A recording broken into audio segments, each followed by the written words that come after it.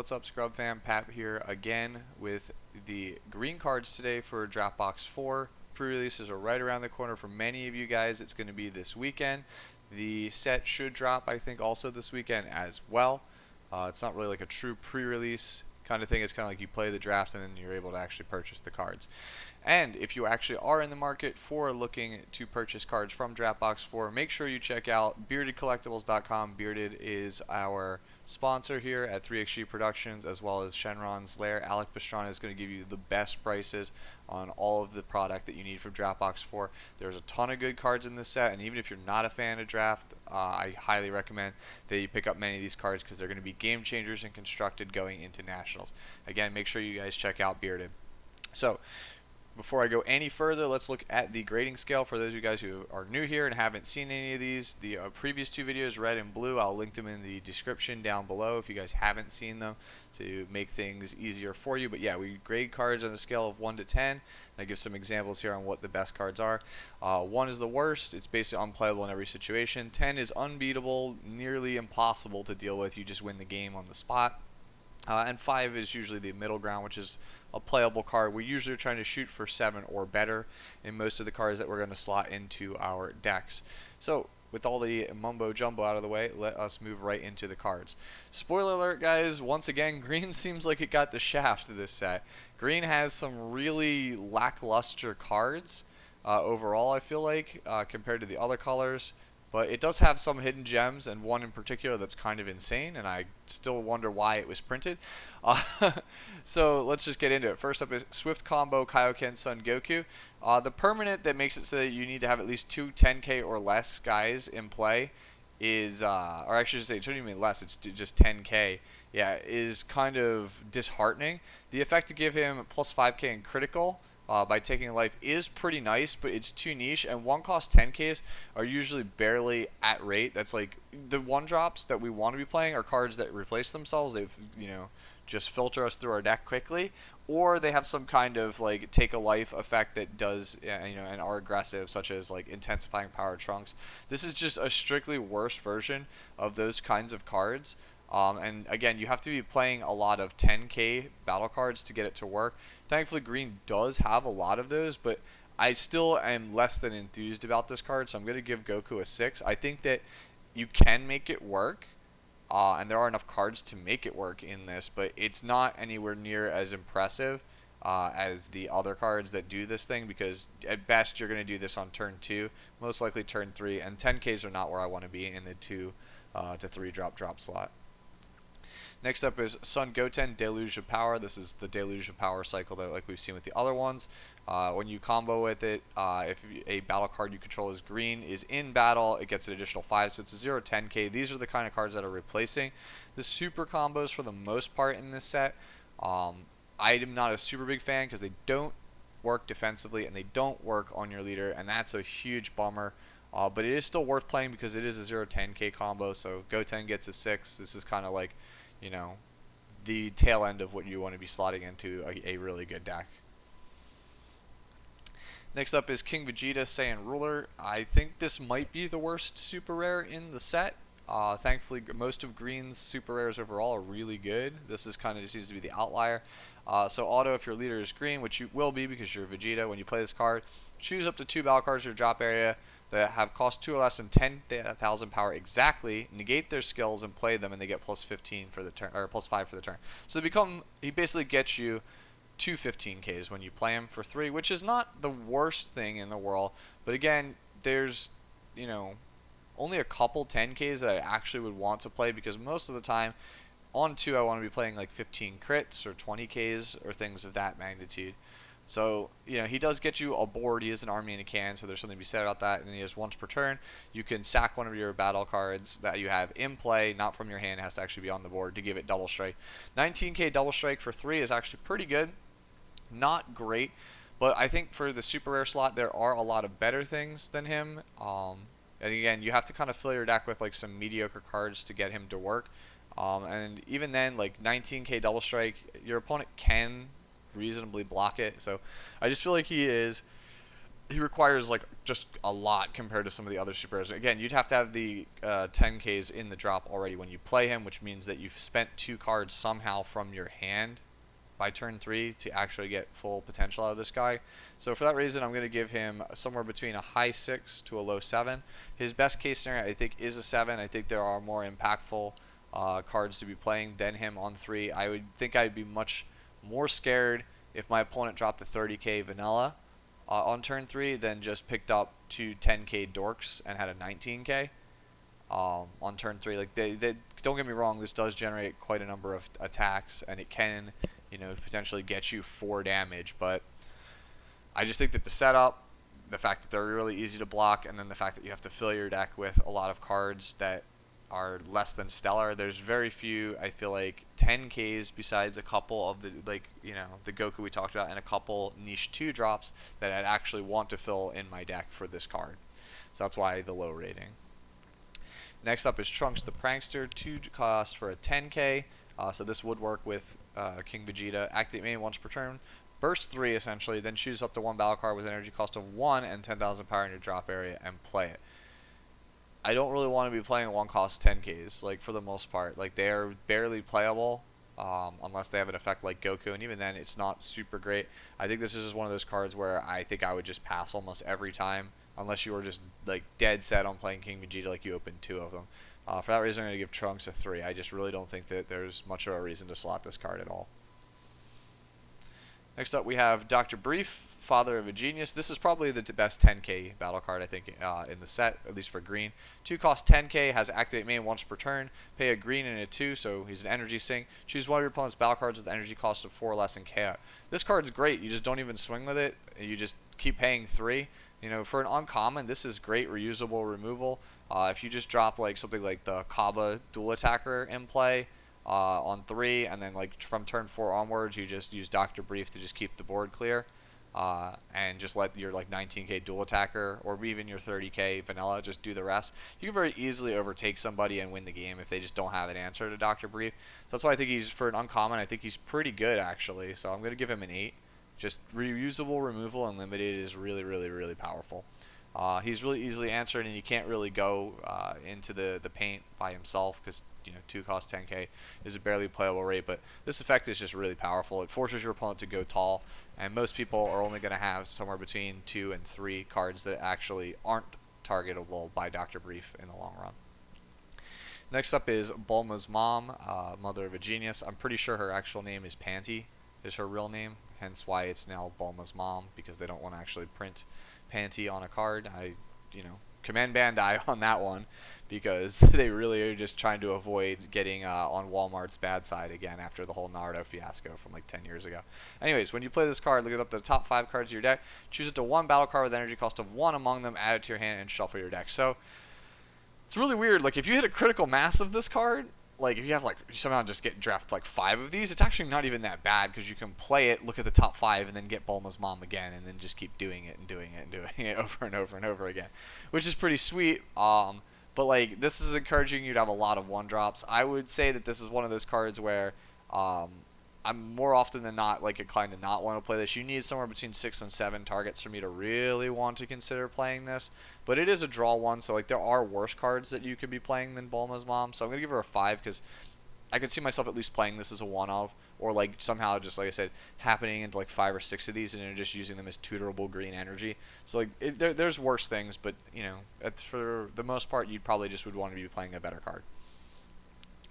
Next up is Bulma, Genius, Inventor. I think this card's actually really good and constructed. When you play this card, look at the top 3 cards from your deck, choose an extra card with an energy cost of 1 amongst them, add it to your hand, then place their main cards of the bottom of your deck. So it searches a negate. If you have like 4 negates, I say that it's worth attempting to play Bulma simply because she does tutor it out. I don't think that you are realistically going to get, you know, 4 negates, but and you know, also the 3 card depth in which you're searching is really, really low, so odds are you're going to whiff. But considering that I personally value negates higher than most other card types, if not all card types in limited, because they save your behind when you just don't have any defense to speak of, and you know, a stiff breeze can kill anyone in this format, I think that it's pretty good. I'm going to give Bulma a 6. Normally top 3 searchers, where you know, I just don't want to play them unless I have like 7 targets. Usually I give them around a 5 or a 6, and I say the 6 is only conditional on the top 7 search, or not top 7. You have like 7 targets that you actually hit with it. But even if you only had like 3 negates, I still would play Bulma, just because for 1 energy, when you have only say like 2 open, it could potentially find you that card that saves you and keeps you in the game, and I value that at least a little bit higher. Next up is Piccolo, assimilated ability. As if Kami's Power Piccolo wasn't like the most broken battle card ever printed in Limited, we have this bad boy. 4 cost, 1 of it green, so this card's super splashable. For a 20k barrier, so there's no way this card is leaving the board. Activate battle once per turn, bond 2, so if you have at least 2 guys in play, just like Kami's Power Piccolo, choose one of your opponent's battle cards with energy cost of 5 or less, and KO. If you KO a card, draw 1 card. This card is broken. Straight up broken. 10. Nearly unbeatable. The card is so good that if you open Piccolo and you are not in green, force green. Splash green. I don't care what it takes. You play it. It's that ridiculous. Anything that's 5 or less is dead. Your opponent literally can't attack with a 5 or less card as long as you have this guy and 1 other guy in play. Because the second they swing, boom, pop it for no cost, draw a card. You will out advantage your opponent in terms of field and card, and he's a decent sized body for a cheap rate with no way to remove him. Like, ridiculous. He's got better timing than Kami's Power Piccolo. Like, straight up, the top 3 cards like ever printed, I feel like, for Limited are number 3 is Kami's Power, number 2 is a Haruta Garden Leader, and then this one. This is easily the best battle card I've ever seen in Limited. Straight up, it's just ridiculous. Next up, we have this 4-cost Crillon, Steadfast Defender. So he is a 4-cost, 15k blocker. So good stats, but, 4 costs for a blocker is kind of like meh. But he does reduce his cost by 2 if you have 10 cards in the drop, which is pretty easy actually to do later on in the game. Games are pretty fast-paced, and cards are kind of flying, everywhere in Limited. So having 10 cards by turn 4 is pretty realistic, and you don't even have to tap out for it. And then he has the additional effect of when you play him, you get to draw 2 and also discard 1. So that's a pretty good bonus effect. I think there are better defensive cards in the format that you can be playing. That said, it is still really good. I'm going to give Crillon a strong 7. I actually think he's better than the blocker Vegeta that I gave a 7. But I think there are still better negates or blockers than him. So again, it's like a strong 7 to like a light 8. He's somewhere around there, like 7.75 if I could go like into decimals. Like, he's one of the stronger 7s. But again, can't give everything an 8 like I've been saying throughout this whole video series, because there's just too many good cards in Draft Box 4. I think Crillon is much better in Constructed also, by the way, than in Limited. He is really good, and I think he's going to help the Clash Coup deck out quite a bit by giving it some reach and some much needed ability to pump the brakes against decks like Toa and Shenron. Next up is Beerus the Bad Tempered. 7 cost dual attack with barrier. When he attacks, you would KO anything ignoring barrier, and he's 30k, so he's huge. Beerus, this is really weird for me to rate this card, because this effect is not strong enough compared to some of the other 7s we have currently, such as Kaioken Goku, Defender of Earth, and like Ultra Instinct Goku and things like that, where it's just like backbreaking kind of wins the game. Beerus does win you the game, but only in Limited. But at the same time, 7 cost is too high for me to really want to play it. In fact, actually, the 0-5k combo actually hurts this card, because I wouldn't mind wanting to play this card at 1 cost 10k combo, because like I'm usually looking for 1 to 2 of those, especially in a format with no super combos. So I have some kind of like, big beefy combo power. So like that actually knocks him, because like I would be okay with this card taking it for its actual 10k combo power if it had it, because that way it's not really just rotting in my hand. Again, like this card, when you play it, you probably should just straight up win, because your opponent's just not having anything left, and they're not going to be able to get the Beerus off the board. Like, it's just a fact. That said, again, it's really difficult to justify playing a 7-drop that just doesn't win it to you on the rip. Most games go 6 or less. I'm inclined to give Beerus somewhere around a 7, because he's kind of like nuts. Like, I mean, if you play him, he's probably just winning you the game, just straight up. But again, I don't think you're going to get there. much for the same reason as Vados. Like, if you get to 7 with Vados, you probably won anyway, as long as you get at least 2 targets. Same thing with Beerus. You get to 7, you're probably winning, but realistically, what is this card doing for you until that time? Next up is Wiese. One costs 10k's amount for something, and just like I said, always give most of these cards, they're somewhere between a strong 4 to a light 5. Like, they are the outside looking in. You know, you might want 1 or 2 of these if you just don't have any other playables. Or, you know, it's pretty good if you open like 2 King Vegetas, I guess. Not super enthused to be playing these kinds of cards, but they are at least playable because they can get in for damage in the first 2 turns of the game relatively easy, and you don't really care if they die. So they kind of serve their purpose. They usually get about 2 damage for 1 cost, which is good. Next up is Broly, free at last. 4 cost 15k is a pretty bad rate. There's no other way to say it. I'd rather have 20k at least for 4 cost. When he attacks, you can choose 1 green battle card with Broly in his character name that costs 6 or less in your drop area and play it. If you played a card, you can't play battle cards for the duration of this turn. Yeah, so the thing about this card is it's stupidly narrow. Most of the time, this card is a 3. The 3, like, you're not playing this card. That said, the 6-drop Broly that is in the set is from set 1, and that card is decent, and it has this really weird interaction where if you have a couple of these guys, I would not be that upset if you opened 1 6-drop Broly, used it, ripped 2 random cards out of your hand, comboed it off the board, played another Broly free at last, and then picked it back up, and just kind of like this really weird loop. But that's like really few and far between. You really just have to get the perfect storm for me to want to play Broly free at last. It's really strange, this card. It's kind of like they printed it for constructed more so than limited. Like, it feels like it would be more viable in constructed than limited. The problem is that, like, for 4 energy in constructed already, you can kind of just like dumpster your opponent's hand with 2 giant Brolys and then get the secret and discard their whole hand. So I just don't really know what the purpose of this card is. Like, I feel like if you have at least 1 6-drop Broly, then it's like a 6, maybe a 5.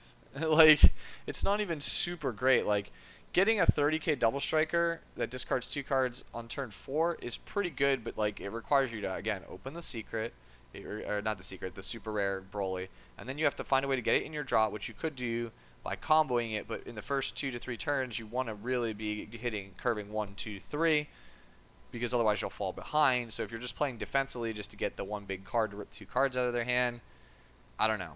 And especially since there's also counterplay options. Your opponent could have a super rare bomb of their own that they could counter back with. It's not like this game-ending play.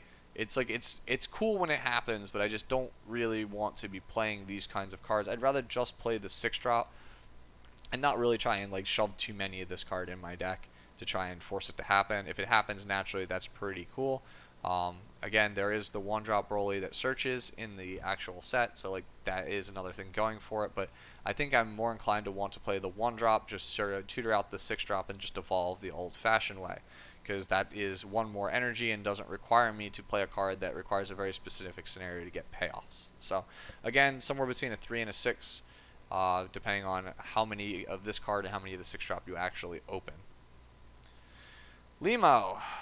This is pretty much the same as I gave all these things. Like, it's like a high 7. 2 cost 20k is good. It's not as insane as 2 cost 15k crit, though, in my opinion. And there are just a lot of good cards in general in this format. This is like 2nd or 3rd best common, though, or uncommon for most of the colors. Is these are the kind of things you want to fill your deck with, because they just get cheap and easy damage unless your opponent's willing to pay 2 cards per swing. Next up is Dr. Mew, Weapon Surplus, Burst 3. It's a 2 cost 15k, which is a good rate, and then it has Burst 3 when you play this card. Choose up to 1 green android card with energy cost of 3 or more, and 1 green extra card with energy cost of 2 or less in your drop area, and add it to your hand. So it basically gets a negate back, or it gets an android, which is pretty sweet. Some of the super rares are androids, and correct me if I'm wrong. I don't know if rildo is actually an android. I don't think he is, but he is in this set. So even then, 2 cost 15k is pretty good, and it does have the ability to, again, recycle negates, and then also it has the ability to get specific super rares and keep replaying them, which is pretty nice, and that gives it some, basically additional value. It's very similar to the Gohan that we talked about in the blue video. So for that reason, we have Dr. Mewis 7. Next up is Super 17 Power Distilled. Oh boy, is this card really good. I think this card is going to make some waves in Constructed, especially in Chilai. I think this is a great card for Chilai. So for those of you guys who think that she's dead, allow me to be the first to say that no, she's not. This card will single-handedly, I feel like, bring her back into the meta. Maybe not as tier 1, but as a fringe playable deck that will kind of like scare you guys quite a bit. So 6 cost for a 19k is terrible rate, but it has dual attack, which is a little bit better. If you have 10 or more non-black cards in your drop area, reduce the cost of this card in your hand by 2. So it's really a 4-drop for the most part. So 4-drop 19k dual attack is actually pretty good. It's a little bit worse than a 3-drop 19k, but it has an effect. When it attacks, you choose 1 card in your drop area and send it to your warp. Then you get 1 green extra card, regardless of cost. It could be anything. Back to your hand. Then your opponent chooses 1 card in their hand and sends it to their warp. So this card's a 4-drop 19k dual attack that makes your opponent warp 2 cards. So this card is nuts. Like, nuts. Making your opponent discard 2 cards every turn is really difficult. Even if you just don't have the green extra card, like the second you get 10 in the drop, this card is just going to slowly take over the game.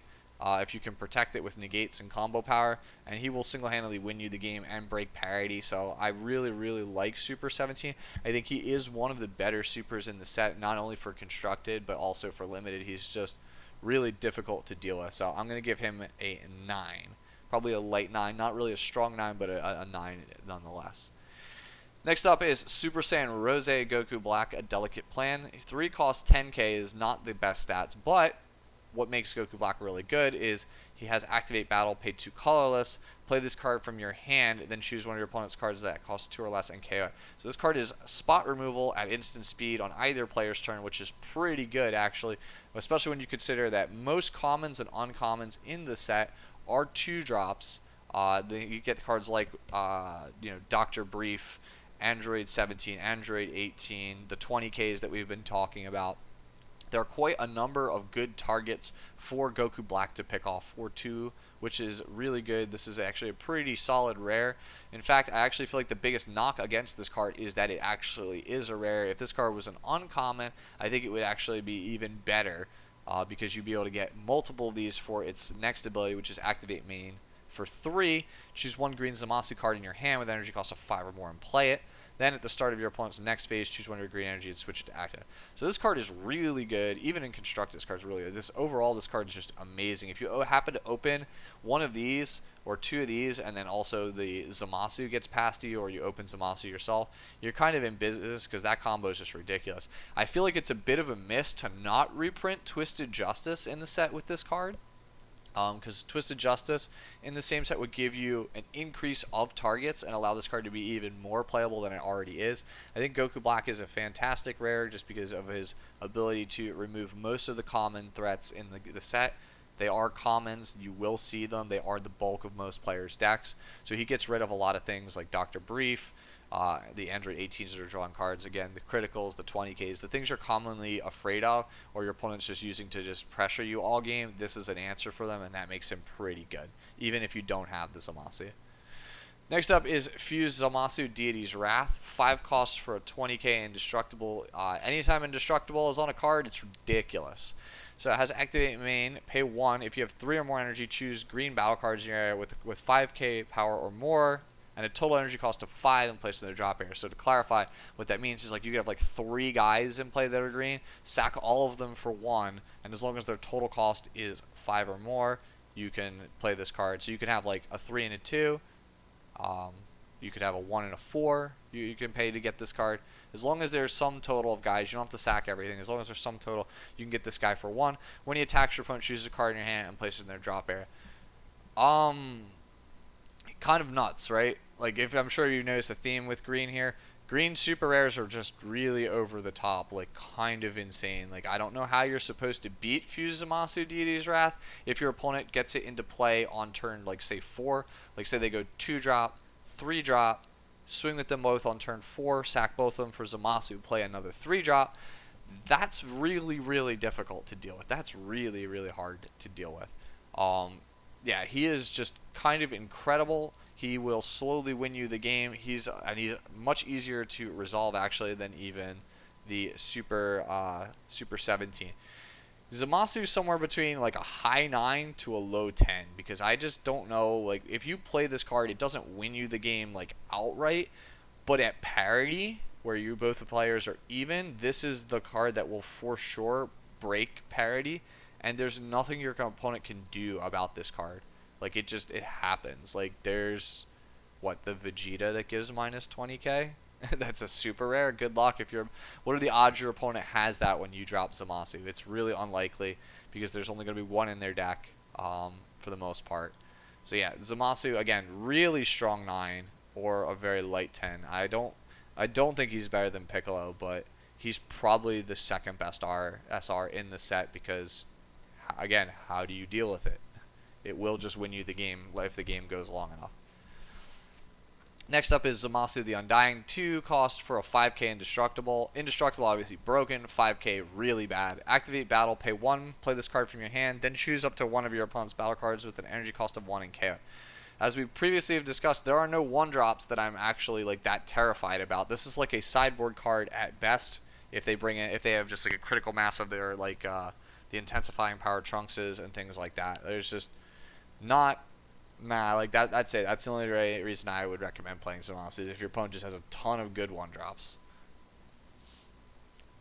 Instead of playing that, you can consider playing Slumber Strike. So Slumber Strike is the first green extra card. Activate main if your leader card is green. Choose one. Choose one battle card with an energy cost greater than or equal to your opponent's energy and KO it. So it's basically the Father-Son Gallic Gun, or Kamehameha, I'm sorry. The one that's like if they have 3 energy, but they somehow tricked into play a 4, like for example, they tricked into play this Zamasu, you could kill it. I mean, obviously Zamasu is indestructible, but you get the point. Like, if they have a way to put the Super 17 in play, he's technically a 6-drop, but they played it on turn 4, this could get rid of it. And then also has choose one of your opponent's battle cards that cost 3 or less and KO it. The second mode is what you're going to be playing most of the time, because again, most commons or uncommons, this would hit. And just like Kamehameha, I'm going to give this card an 8, just because, even though this card is rare, this gets rid of 90% of the things that actually will be attacking you throughout the format. Most of the cards, the way Bandai structures their sets, most of the time, all of the cards that are actually playable and you're beating face-in with are 2s and 3-drops. There's a couple of 4s, maybe like 2 to 3 4s in most people's decks, and anything higher than that, it's like a 1 of or a 2 of. Most of the decks are structured to be like 6 or 7 2-drops, 6 or 7 3-drops, like, 2 to 3, maybe 2 to 4 4-drops, and then 1 or 2 of anything else, maybe a couple of 1-drops as filler. So this is going to basically hit all of the common and uncommon things that are going to be attacking you throughout the game, which makes it a pretty good first pick overall, because it kind of gives you a safety net. Not like a bomb pick by any means, but it's still a really good card, and it's useful in a lot of situations. M2, the Phantasmagoric Planet, is the last extra card. It is a field spell. When you play it, you get a 10k with 5k combo power, and then you can bin this to kill a card that costs 1 or less, and then draw a card. It's better than a standard 10k vanilla, because it has a potential of a draw upside and a kill on a 1-drop like filter card, whatever they play. So that means that it's worth at least something. Oh, my bad. I have the 8 still up there from the Slumber Strike, my bad. But yeah, at least this card is worth more than a 1-cost 10k vanilla such as Wiese. As long as you are at least playing it on the board, paying it for 1 to get a 5k combo power at some point is pretty nice. And again, you have this situational potential draw of a card. But it's not as good as it reads, because again, you are paying 1 cost for 5k combo power, and those vanillas are at least a little bit better. That said, I think I would take the gamble of this card potentially being worse value on the combo power for the potential upside of a draw and killing of something like an intensifying power of Trunks. I'm feeling like a strong 5 to maybe like low 6 here on this card. It's somewhere about there. Like it's one of those cards you'll just slot in as your 40th green card for the most part. Alright, so now let us move on to the reprints. So first up, we have Furious Yell Vegeta. So this card is a card that most of you guys have probably forgot about from set 1. 4 cost for 1 10k combo. Again, I covet this combo power a little bit higher because there's so few cards that have it now in the set. And with no super combos, this is one of those cards that will let you push. 20k Double Strike is actually a pretty good rate, and then once per turn you may place 1 card in your life in your drop area, choose one of your opponent's battle cards and KO it. So if you haven't realized, the only leader in this format doesn't self-awaken. So this is a self-awakening card, which is really important. He has good stats, and he is good repeatable removal. So for that reason, I would give Furious Shell Vegeta an 8. I know that seems high. You guys are probably like, wow, this card is so bad it doesn't see any constructed play, but in this format, it's an all-star, and I encourage you to pick up a couple of these, especially since he's only an uncommon if you are in green. Next up is Super Saiyan Gotenks. This card is actually still somewhat okay in constructed. He was an all-star for a long time. He's okay now in green decks because they leave up Vegeta the Cruel, Mach Speed, and things like Champa the Trickster and other decks. He is also gets around most of the commonly played counter cards because they're 4 or less or 20k or less, so he is pretty good there. 25k Double Strike that doesn't tap you out and draws you a card is great. It's really great rate. He's not quite a 9, but he is definitely a strong 8. And if you open this card as a rare, I would strongly consider playing green, at least in part. Broly, the Rampaging Horror. So 6 cost for a 30k Double Strike. Your opponent randomly discards 2 cards is really good.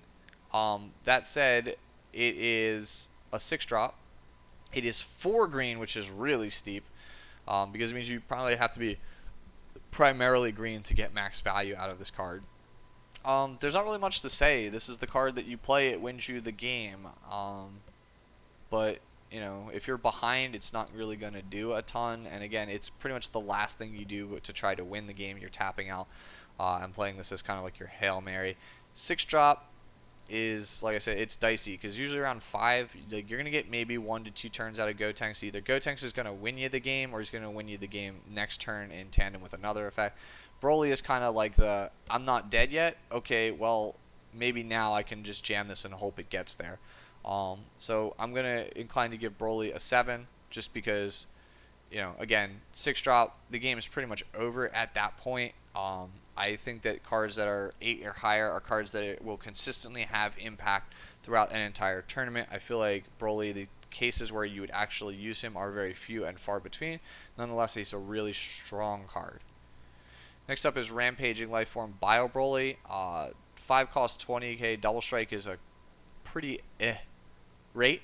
That said, he does have Evolve for 4 off of a Broly, and thankfully the 1-drop Broly, which we'll talk about next, is in the set from set 1, Dawn of the Rampage. So that gives him some value. So it's best to think of this guy as a 4-cost Double Strike that makes your opponent discard 2 cards of their choice.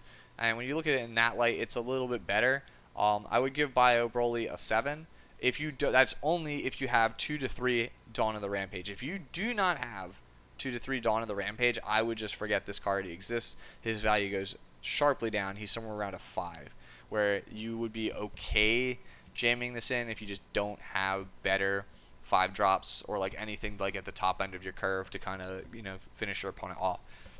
You really, really want Dawn of the Rampage.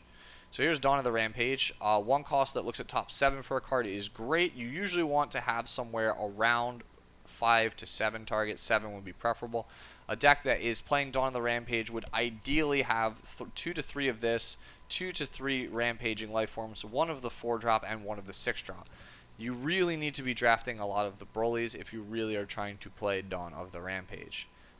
Without it, with only like 2 to 3 targets, he's somewhere around a 4 or a 5. When you actually have the necessary targets, he's somewhere around a 6. He's what we really kind of want to be playing as our 1-drop. His value might even go as high as a 7. Again, it depends on how many Brolys you open. Full Power Energy is our negate from set 1 that is in here. It's still a negate. It's not the best negate because it kills only a 1 or less. It's not Dimension Magic or any of these other ones that are here. So I'm inclined to give it somewhere between a strong 7 and a light 8 because it is a hard negate. It's probably right around there with Afterimage. Like, of the hard negates that I've ever printed, this is probably the worst one ever printed. So that is a bit of a knock, but it is still a negate, so that means it does have some inherent value. Next up is Ready to Strike Piccolo. Ready to Strike Piccolo is a really, really good card at breaking parity. If both players have 9 cards, this card will basically net you like 3 cards out of the course of the game. It is still also a 15k for 3, which is not a great rate, but it's an okay playable rate, and it is a blocker, so it will save your skin. I'm inclined to give Piccolo somewhere around, again, a 7. He's probably a stronger 7. Again, I don't think he's quite an 8, but if both players are firing on all cylinders and have a big hand, this card will single-handedly win you the game. Terra Scythe Goku Black. 3 costs for a 15k that generates 2 10ks and searches for a super rare in your deck is really good value. Like, really good value. It's somewhere between like a 7 and an 8 on Goku Black. He's basically like King Vegeta without the setup. Yes, he doesn't get you the double strike, but it's kind of like a better version of the card because you're always consistently getting it and you don't have to fill your deck with like some bad cards. So yeah, 3 attacks for 3 is pretty good. Even if only one of them is a 15k, you still get at least 10k in combo power for free on board. And again, you do get to search for a super rare in your deck if you have it. I'm inclined to say he's like a 7 normally. If you have at least one Zamasu super rare, he's an 8. His value gets much better. Next up is Evil Psyches Zamasu. So this is a 2 cost indestructible barrier with blocker, and you can only have 1, and once you block with it, it's kind of done. For a defensive measure, I think you could do a lot worse. I think it's probably somewhere around maybe a low 7 to a strong 6. There are better defensive options. Like, he's worse than like blocker Vegeta and some of these other blockers, but it's still a blocker even if it is double hard green because, you know, it saves your butt. Like, there's not much else to say. It's a one-time, one-use, 2 cost negate. Just think of it that way. You just have to play it in advance. Next up is Nail, the Namekian Ace. 2 cost 10k, but if you have at least one other guy when he swings, he draws your card and he becomes 5k. So Nail can actually run away with the game. Yes, he's difficult to protect, but he is still really good, and I would definitely consider picking him up, especially if you're just only splashing green. If you have like a primary color, like if you have like you're heavy in blue but only have a little bit of green, Nail slots nicely into low green count decks thanks to him being only 1 green and a colorless. And he's just good at pretty much every point in the game. He's good on 2, he's good on 3, he's good on 4, he's good on 5. Like, he's just a solid 2-drop. 2-drop 15k draws me a card. I'm always happy to have that kind of card. General Rildo, the General. 3-drop 30k. You guys already know what it is. 3 cost 30k combo, 30k battle cards. Vanillas are the best things in the format. They're common. You'll see a lot of them. You want to have 2 and 3 of these in every single deck. You don't want to let these pass you by. They're better than most super rares. You should be drafting them whenever you see them. Godstrike Beerus. I really don't like Godstrike Beerus that much in Limited. I've played with it before. I thought it would be pretty good. Paying 2 combo for 10k is meh, because you're just never going to have it open. It's like you're just not doing anything with your turn, and it's usually telegraphed that you have a counterplay at that point. And the thing is, like, if you leave 2 open, there's like counterplays that are, you know, deny your opponent the summon, or like if they play a battle card, you could just deny it for 2, or even for like 3. Like Vegeta's a blowout for 3. Topo could potentially be pretty good for 2 because it negs your opponent hard. You get a body on board. Leaving 2 open and then just be like, haha, I made your double strike or a single strike is like, yeah, I mean, okay, like, it's not that great. And then 3 cost 15k is kind of really underrated. The card's just really underwhelming. It's like a 4. We're gonna go with a 4. It's like a light 5 to like a strong 4. It's more of a sideboard card, I think, than anything. Next up is Berserker Origins. So this is the one that, you know, gets you into obviously the Broly chain, but none of the other pieces, as far as I know, are actually in this set. It is literally just Berserker Origins. So he is pretty much just a 4 cost 15k, which is a meh rate, but you can discard a card to kill something that is 3 or less during battle, and that is pretty good, actually. That is actually quite good. Again, it gets rid of most of the problem things at a rate of 1 card. So I'm thinking that Broly's somewhere between a strong 7 and a light 8, just like he was in what's his name, in set 6. He is a pretty good uncommon to have, because if you stick him, if your opponent just doesn't really have a hard removal and you just don't swing with them, it becomes very difficult for most of their common and uncommon attackers to actually get through for any real value. So Broly does have some inherent upside, and I think he is one of the better uncommons for green. Again, really strong 7 to like a low 8. Speedy entrance Chilai, 2 cost free blocker, is actually really good, and because every single leader in this set is green, you can definitely consider picking this girl up early and often. It is basically a free negate as long as you kill one of your opponent's battle cards at some point during the game, and that's pretty sweet in my opinion. I'm going to give Chilai an 8 simply because it's, again, a free blocker, because every leader is green, because you're all on Vegeta, who is rainbow color. So yeah, she's a pretty good pickup. Not something you'd be super excited to pick up, But if it is past you, again, free negate. Final Showdown Son Goku. There are, I believe, what, 2 Krillins in this set that trigger this guy. So he is a 5-cost 25k double strike. He can be tricked into play even earlier off of, say, Krillin on turns like 3 or 4. 4 most likely. 3 you're really pushing it. But yeah, you do get the ability to kill your opponent's best threat, and you do have control over it.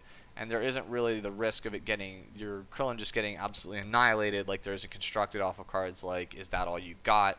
And just bypassing around it. So that said, Final Showdown Son Goku is actually much better for that reason, just because you do have the flexibility. If you have 2 to 3 Krillins in you already, his value is somewhere between like a strong 8 to low 9.